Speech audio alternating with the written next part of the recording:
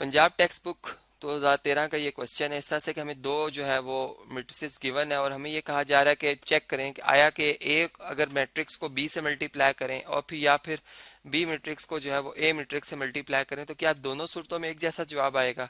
Basically इस property का नाम होता है जी कम्यूटेटिव प्रॉपर्टी, जो कि हमने देखा था कि नंबर्स में अंडर मल्टीप्लिकेशन जो है ये होल्ड करती है। अब हम मैट्रिसेस के हवाले से देख रहे हैं कि कम्यूटेटिव जो लॉ है या इसको प्रॉपर्टी कह रहे हैं हम कि ये क्या होल्ड करती है या नहीं करती।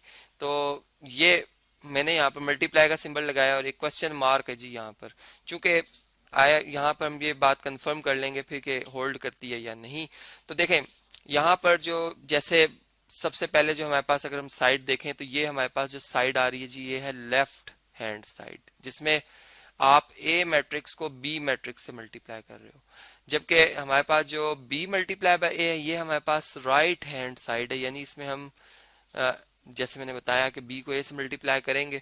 अब सबसे पहले जब हम सोल्यूशन स्टार्ट करते हैं तो कोई भी एक साइड लिखी जा सकती है। जैसे चले मैं लेफ्ट हैंड साइड लिख रहा हूँ और लेफ्ट हैंड साइड जो है वो है जी A matrix multiply by B matrix. ठीक है, अब जो ए मैट्रिक्स है हमारे पास, अब इसमें अगर आप देखें तो इसके जो रोज की तादाद है इस तरह से अगर हम देखें तो दो है। ठीक है, यानी इस सिम्त में जो हमने एलिमेंट को अरेंज किया हुआ है वो दो हमारे पास लाइन है। अगर हम वर्टिकल लाइंस के वाले से देखें तो तीन लाइनें आती हैं हमारे पास, तो ऐसा हम ये कहेंगे कि इसमें कॉलम्स जो है वो हमारे पास तीन है। फिर अगर हम यहाँ पे आ जाते हैं बी मैट्रिक्स के वाले से तो इसमें एक रो, दूसरी रो, तीसरी रो, यानी इसमें थ्री रोज हैं, हम थ्री लिखेंगे। और फिर अगर हम कॉलम्स के वाले से देखें तो वन एंड वन टू, तो ये वन थ्री बाई टू इसका ऑर्डर बना।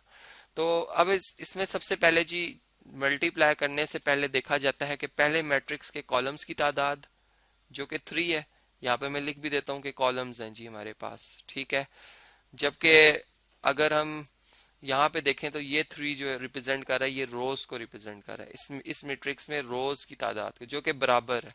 तो ये अगर बराबर हो जाए तो हम कह देते हैं कि ये कंफर्म एबल है फॉर मल्टीप्लीकेशन। तो यहाँ पे एक सेंटेंस लिखेंगे कि हमने इसको कंफर्म किया, ये कंफर्म एबल है जी फॉर मल्टीप्लीकेशन। ठीक है, अब मल्टीप्लीकेशन के लिए तो चले कंफर्म है, मल्टीप्लाई कैसे करना है उसका भी एक तरीका हम यहाँ पे समझते हैं। देखें सबसे पहले ए मैट्रिक्स उसको हम ए की जगह दर्ज करेंगे, यानी यहाँ पर इक्वल का साइन, ये ए, अब ए जो है ए नहीं लिखा जाएगा बल्कि ए मैट्रिक्स लिखा जाएगा, 1 4 2 5 और 3 6 ये हमने लिख दिया। ठीक है, इसे हम ब्रैकेट में क्लोज कर देंगे ऐसे, और फिर इसके बाद प्लस बी मैट्रिक्स। अगर आप अब बी मैट्रिक्स देखो तो बी मैट्रिक्स में क्या आ रहा है जी 1 3 -1, फिर 2 4 4 और 1। ठीक है, ये हमारे पास दो मैट्रिसेस आ गए हैं इस तरह से।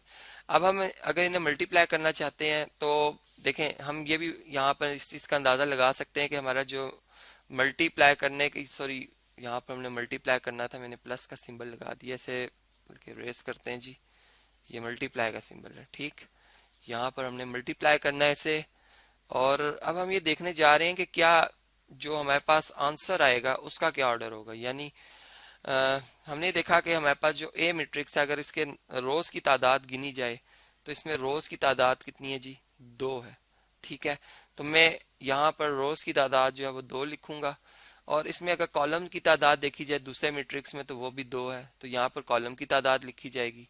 तो अब हम इन्हें मल्टीप्लाई कैसे करेंगे, यानी पहली रो हम कंसिडर करेंगे फर्स्ट मैट्रिक्स की। ठीक है, और इसको मल्टीप्लाई किया जाएगा फर्स्ट कॉलम ऑफ, यानी जो सेकंड हमारे पास मैट्रिक्स आ रहा है। तो अब मल्टीप्लाई जो है ना बेसिकली वो एडिशन की एक सिंपल फॉर्म है। यानी हम ये बात जानते हैं अगर हम क्लास में या किसी कहीं भी हम 1 + 1 + 1 हम इन्हें ऐड करें अलग अलग तो हमें 4 इसकी वैल्यू 4 आती है, या अगर हम 4 को सिंपल 1 से मल्टीप्लाई करें तो हम देखते हैं कि हमारे पास इसका जवाब क्या आता है जी, 4 ही आता है। यानी दोनों सूरतों में जवाब एक ही जैसा आ रहा है। इसका मतलब है कि हम जो मल्टीप्लाई है वो एक एडिशन की सिंपल फॉर्म है। इसमें जो फर्स्ट एलिमेंट है वो फर्स्ट से मल्टीप्लाई होगा, यानी 1 1 से मल्टीप्लाई हो जाएगा ऐसे, प्लस फिर हम प्लस क्यों करेंगे इसका रीजन मैंने आपको बताया कि एडिशन की अनदर फॉर्म है। अब हमारे पास नंबर चूंकि डिफरेंट आ गया, अब 2 3 से मल्टीप्लाई हो रहा है यानी ये 6 है बेसिकली, तो हम इसको 2 × 3 लिखेंगे। ठीक है, और फिर इसी तरह 3 जो है ये मल्टीप्लाई हो जाएगा -1 से, इस तरह से यहाँ पर 3 और ये -1।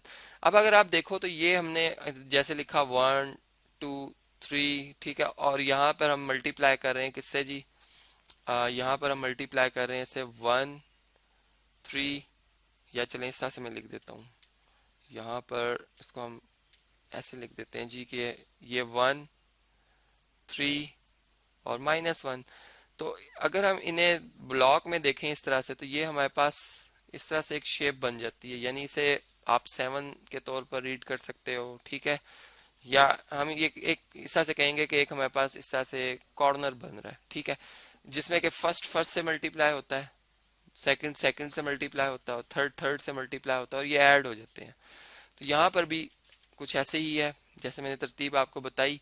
अब हम इसी तरह, और यहाँ पर एक और बात कि जब हमने मैट्रिक्स यहाँ पे बनाया तो इसमें ये जो एंट्री हमने एंटर की है ये फर्स्ट रो और फर्स्ट कॉलम की, यानी अगर आप यहाँ भी देखो तो मैंने फर्स्ट रो को फर्स्ट कॉलम से मल्टीप्लाई किया और इधर लिखा, यानी जिस रो को जिस कॉलम से मल्टीप्लाई करेंगे जो आंसर वाला मैट्रिक्स है उसको उस जगह पर लिखा जाएगा। जैसे फर्ज करें यहाँ पर इस ब्रैकेट को थोड़ा सा, बल्कि यहाँ से हम उठाते हैं जी, इसको थोड़ा आगे शिफ्ट करना पड़ेगा, तो चलें ताकि स्पेस जरा हमारे पास अवेलेबल हो जाए।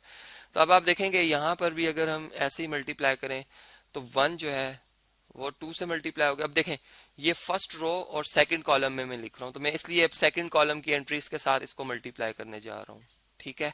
तो अब आप देख सकते हैं फर्स्ट को फर्स्ट के साथ मल्टीप्लाई करना हमने, 1 को 2 के साथ, प्लस फिर इसी तरह हमारे पास जो 2 है ये मल्टीप्लाई होगा 4 के साथ, और इसी तरह फिर हमारे पास जो 3 है ये मल्टीप्लाई होगा 1 के साथ।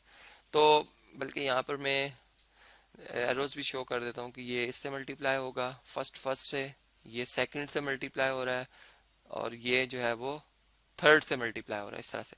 फिर से जब हम सेकंड रो में आ जाते हैं तो सेकंड रो की अब प्रॉपर्टी जारी बात है, इधर भी मैं सेकंड रो, लेकिन मैं फर्स्ट कॉलम में तो मैं सिर्फ फर्स्ट कॉलम से मल्टीप्लाई करूंगा, यानी मैं 4 को मल्टीप्लाई करूंगा 1 से, तो 4 इंटू 1 आएगा।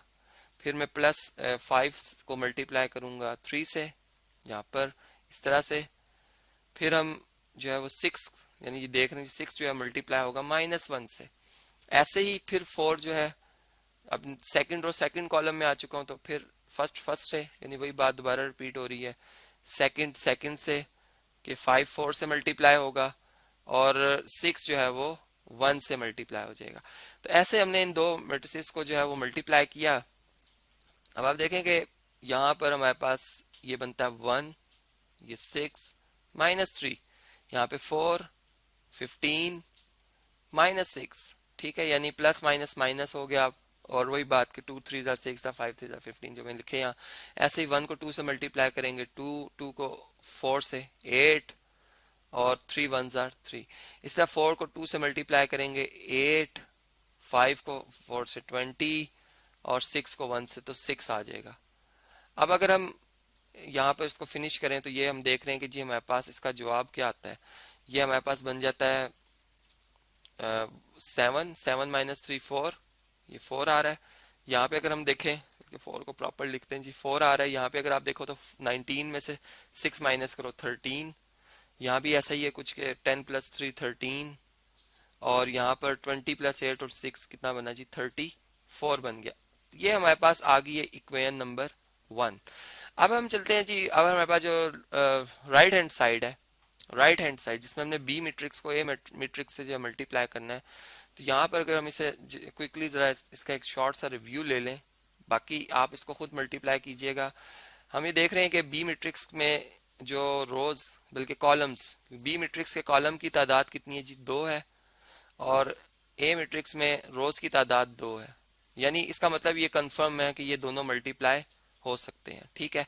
लेकिन जो इनका आंसर आएगा, आंसर जो आएगा, जो आंसर मैट्रिक्स आएगा उसका ऑर्डर क्या होगा। अब देखें बी में, चूंकि बी को ए से मल्टीप्लाई किया जा रहा है, बी में 3 रोज हैं, 3 रोज हैं, तो इसलिए इस मैट्रिक्स में 3 रोज बनेंगी, और ये रोज की तादाद मैं यहाँ लिख भी देता हूँ कि बी में 3 रोज हैं इस वजह से। और अगर हम ए मैट्रिक्स की बात करें तो इसमें कॉलम्स कितने हैं, 3, तो यहाँ पर 3 कॉलम्स हैं, इसका मतलब जो आंसर आएगा उस मैट्रिक्स के कॉलम की तादाद 3 होगी। तो अगर हम इक्वल की बात करें तो यहाँ यहीं से पता चल जाता है ऑर्डर ही बराबर नहीं आ रहा, यानी इस मैट्रिक्स का ऑर्डर 2 by 2 और ऊपर वाले का 3 by 3 है। तो इसे हम कह सकते हैं कि कम्यूटेटिव प्रॉपर्टी जो है वो मैट्रिसेस में होल्ड नहीं करती अंडर मल्टीप्लीकेशन।